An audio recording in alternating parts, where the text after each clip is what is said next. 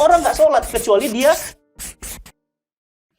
Alhamdulillah nih, kita dapat lagi kiriman surat untuk kita bahas dan kita beri solusinya. Bismillah. Ya, di cerita WFK. Apa itu? Coba bacain. Assalamualaikum. Saya sudah 5 tahun menikah dan alhamdulillah sudah punya 3 orang anak dengan seorang laki-laki pilihan saya. Background pendidikannya sama seperti saya. Sama-sama kuliah di luar negeri. Dan program studi yang kita pilih juga sama, salah satu cabang ilmu agama Islam. Dan itu membuat saya menjadi yakin ketika memilih beliau menjadi imam dunia akhirat untuk saya dan anak-anak. Karena saya yakin beliau pasti akan bisa membimbing saya dan anak-anak.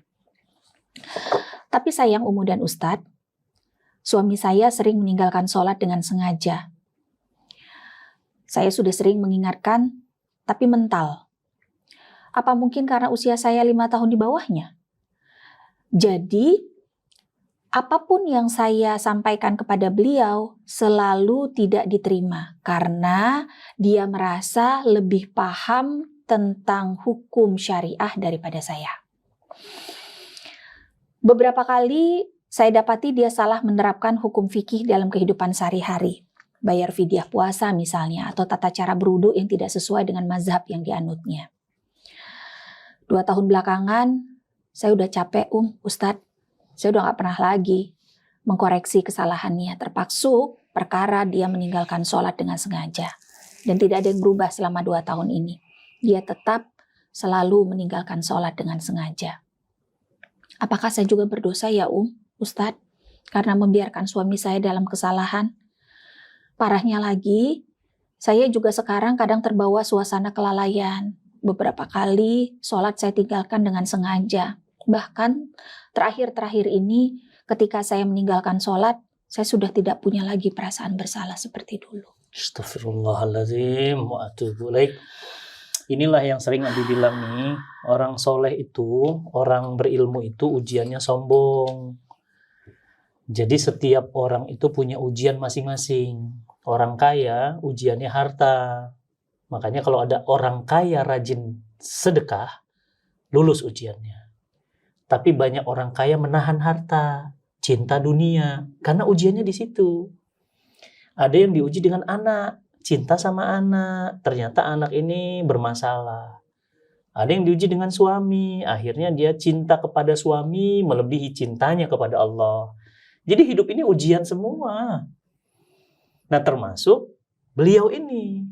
Kuliah di luar negeri, kuliahnya keislaman pula, suami istri seperti itu, tapi dengan sengaja ringan sekali dia bilang meninggalkan sholat. Meninggalkan sholat itu dosa besar. Kecuali sholat-sholat sunnah, nggak dosa. Seluruh ulama, seluruh mazhab sepakat. Sholat itu tiang agama. Sholat itu fardu ain, bukan fardu kifayah. Sholat fardu itu. Maka meninggalkan dengan sengaja tanpa ada rukhsah, ya, itu dosa besar. Dan dosa besar itu bertaubat dan tidak boleh mengulangi lagi. Jadi meninggalkan sholat dengan sengaja itu bukan perkara ringan, jangan main-main itu, ya. Makanya Nabi, selevel Nabi Muhammad SAW, orang yang paling takwa, orang yang paling mulia, tidak pernah ada kabar Rasul meninggalkan sholat. Di jalan tetap di jamak sholat, sakit sholat. Orang buta aja bertanya kepada Nabi, apakah aku tetap sholat ke masjid ya Rasulullah? Nabi bertanya balik, kamu dengar azan nggak? Dengar ya Rasulullah, tidak ada rukhsah bagimu. Bayangkan, orang buta, tapi selagi dengar azan, tetap laki-laki ke masjid. Apalagi dia, buta enggak, berilmu iya. Hisab ilmunya lebih berat. Apalagi dia seorang suami yang punya qawam. Harusnya dia malah membimbing istrinya, bukan malah menghancurkan dirinya. Mi, hati-hati. Awalnya berani ninggalin sholat. Lama-lama nggak puasa loh. Lama-lama murtad loh. Banyak kasus kayak gini. Abi ketemu banyak orang. Banyak yang kayak gini. Hati-hati. Istighfar, ahi. Antum, istri yang baca surat ini, yang kirim surat ini, saya ingatkan diri antum dan saya mengingatkan diri saya, taubatan nasuha. Berhenti. Karena meninggalkan sholat dengan sengaja itu bukan perbuatan mulia, itu perbuatan hina. Ya, bahkan sholat itu tiang agama. Barang siapa yang menegakkannya, dia menegakkan agamanya. Dan barang siapa yang meninggalkannya, dia sudah meruntuhkan agama. Berarti yang menghancurkan agama ini bukan orang kafir. Yang meruntuhkan agama ini kita sendiri. Kenapa? Kita nggak sholat. Jangan remehkan sholat. Nih, Umi tahu kan, mama, almarhumah mama saya, paling keras urusan sholat. Umu saja tahu. Belum selesai azan udah, ayo semua masjid, ayo cucu-cucunya semua. Saya masih kecil, nih biru-biru nih, dicubitin kalau nggak sholat. Bolehlah kita misalnya ya ketiduran atau apa, tapi jangan pernah ninggalin sholat. Ibu saya paling bawel soal sholat, bahkan sampai akhir hidupnya itu masih ngingetin, nak bangun nak, tahajud nak. Masya Allah. Kenapa? Karena sholat itu nggak boleh diremehkan. Sholat itu, saking hebatnya sholat itu, perintah ini sampai-sampai Nabi yang langsung datang kepada Allah. Satu-satunya amal yang hambanya disuruh Isra Mi'raj untuk menerima perintah, cuma sholat. Semua perintah yang lain, Allah turunkan dari langit ke bumi. Puasa dari langit ke bumi. Jihad dari langit ke bumi. Ya, apalagi jilbab dari langit ke bumi. Riba itu haram dari langit ke bumi, tapi tidak untuk sholat. Dari bumi ke langit. Dari bumi harus ke langit. Berarti levelnya saking dahsyatnya. Mi, apa susahnya sih sholat, Mi? 5 menit, kalaulah 5 menit kali 5 cuma 25 menit. Berarti kan ini buta hati. Ini hatinya udah kotor. Kenapa? 5 menit sholat kali 5, 25 menit. Dikasih dari 24 jam. Dari 24 jam diminta 5 menit. Diminta 25 menit. Nggak sampai sejam, sehari. Dan itu bukan untuk Allah. Allah nggak butuh sholat kita. Allah nggak butuh sholat kita. Sholat itu untuk kita. In ahsantum li anfusikum wa in asatum falaha. Jika kamu berbuat baik, untuk kamu kok.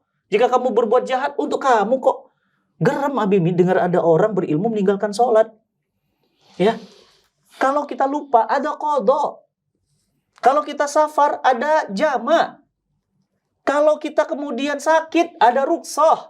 Kalau kita hujan, ada rukhsah. Tapi nggak ada rukhsah untuk orang nggak sholat. Kecuali dia gila, haid, pikun.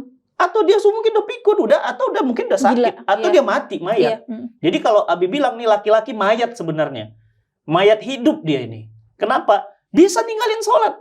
Teman-teman jangan main-main. Saya juga sama anak-anak saya nggak main-main. Kalau udah urusan sholat, adik, abang, berangkat sholat, nak. Abi cuma ingin satu saat kalian tidak pernah tinggalkan sholat karena kalian yang nanti akan jadi imam sholat untuk Abi ketika wafat. Dan kita berdoa justru wafatnya sedang sholat. Amin. Jangan ditinggalkan. Nah akhirnya kan istri ketularan tuh kan. Istri bilang apa? Kok saya jadinya? Karena lingkungan nih. Suaminya berani ninggalin sholat. Akhirnya suami ninggalin sholat. Orang suamiku berilmu ninggalin sholat. Aku juga ninggalin dong. Ya kan buat apa ngikutin? Toh juga ternyata suamiku nggak sholat, hati-hati loh. Ya. Dan hati-hati Mi, itu nanti awalnya ninggalin sholat. Tadi Abi bilang, nanti lama-lama berani nggak puasa. Lama-lama berani zina. Lama-lama berani lagi hubungan sesama jenis. Itu akan makin jauh, makin dalam. Dan kalau sudah dalam, susah keluarnya. Ini luar biasa. Teman-teman semuanya, tobatlah ya pada Allah. Saya mengingatkan diri saya dan kita semuanya, secapek apapun, sesakit apapun, jangan pernah tinggalkan sholat. Jangan pernah tinggalkan sholat. Karena sholat adalah hubungan yang dekat antara kita dengan Rabb kita. Jalan komunikasi kita dengan Rabb kita. Abi, tadi kan Abi bilang, orang berilmu ujiannya sombong. Ya. Ujiannya amal. Nah, jadinya kayak gini. Apa kalau gitu mendingan kita nggak usah banyak ilmu aja, Bi? Supaya kita nggak jadi kayak gini. Gitu, Bi. Bener nggak, Bi, pikiran Umi? Sama kayak gini. Ada orang makan resikonya kenyang. Apa kita nggak makan aja ya? Supaya kita nggak kenyang. Iya. Atau kan lapar, Bi, nggak bisa. Nah, makanya nggak bisa. Ya. Makanya dikatakan wala tahfu ma laisa laka bihil ilmin. Jadi jangan mengatakan sesuatu yang kamu tidak punya ilmunya. Sementara kita tiap hari berkata-kata, berbuat, nggak punya ilmu. Ya gimana kita mau berbuat nggak punya ilmu?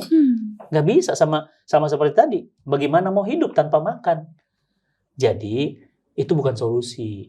Jadi solusinya bukan mendingan gak usah belajar. Mendingan gak usah punya ilmu. Mendingan gak usah ngaji, bukan Enggak, ya? justru itu akan dihisap juga oleh Allah. Kenapa? Karena bodoh terhadap diam kepada keilmu. Artinya diam kepada kebodohan. Orang yang diam kepada kemaksiatan itu seperti setan bisu. Udah setan bisu lagi. Jadi bismillah, solusinya bukan ya udah kalau gitu nggak punya ilmu. Sama kan, sama dong gini. Ada masalah pernikahan, ya udah kalau gitu nggak usah nikah. Ya nggak gitu solusinya. Ya kan? Ngeliat orang mandi kok kotor lagi. Terus akhirnya nggak usah mandi aja kita ya. Tapi nanti Abi nggak mau meluk Umi lagi nanti. Iya, Soalnya istrinya bau. jadi nggak gitu. Bukan gitu ya solusinya. ternyata ya. Nggak gitu. Itu namanya logika yang salah. Salah. Logika salah. Jadi mindset yang salah. Bukan ilmu yang salah, tapi ilmu yang harus menuntun arah. Ilmulah yang menuntun langkah. Makanya orang semakin berilmu, seharusnya semakin taat. Makanya kita selalu minta, ya Allah jadikanlah ilman nafi'an. Iya, nafi'an. Ilmu yang nafi'an. Ilmu yang bermanfaat. Jauhkan kami dari ilmu yang nggak punya manfaat. Jadi buat apa belajar tinggi-tinggi, udah LC, udah MA, udah doktor, nggak ada manfaatnya. Ilman nafi'an, baru kemudian amalan mutaqabbalan. Iya, amal yang diterima. Jadi ilmu dulu, baru amal. Bagaimana orang beramal tanpa ilmu? Pasti salah, pasti berantakan. Ya, mudah-mudahan ini jadi pelajaran buat kita. Jangan meremehkan sholat. Jangan pernah meremehkan sholat. Dan teman-teman masih boleh ya untuk terus mengirimkan surat lewat link yang ada di link di bawah. Siap. Assalamualaikum. Kesalahan.